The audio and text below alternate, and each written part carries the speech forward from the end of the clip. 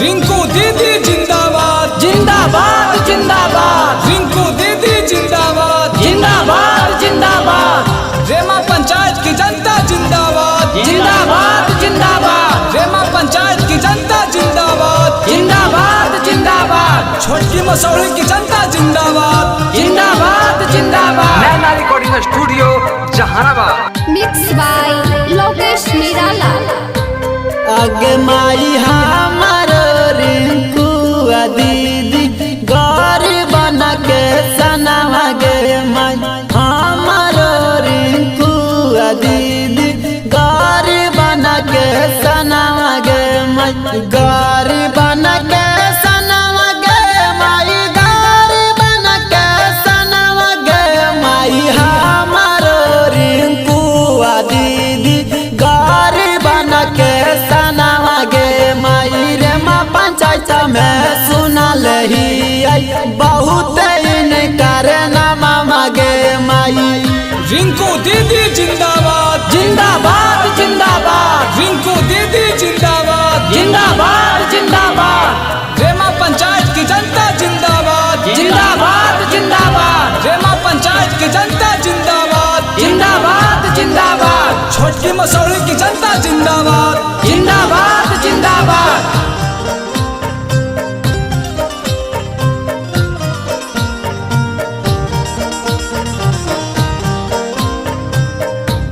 आगे माई छोटा की माँ सौड़ी सगुनी बनाई तेन पकी नाल गाली आगे माई लाला बिगा जलाला बिगा पूछा चिन्हाला चली आगे माई।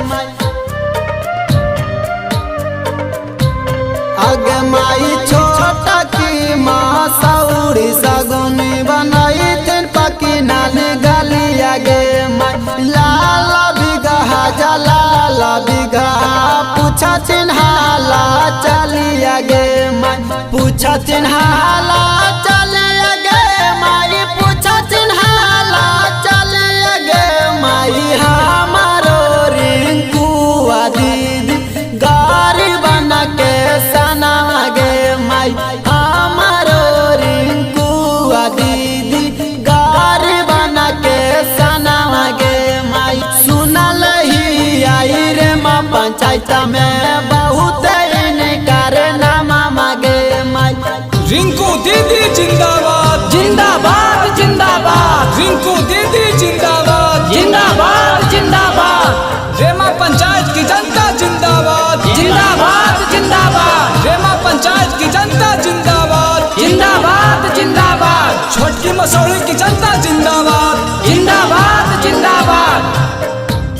अग माई दीदी चाची चाचा भैया दे दिहा दे अनावा गे माई हाथ जोड़ी पैया पाड़ी मांगत ना सिर बदावा गे माई।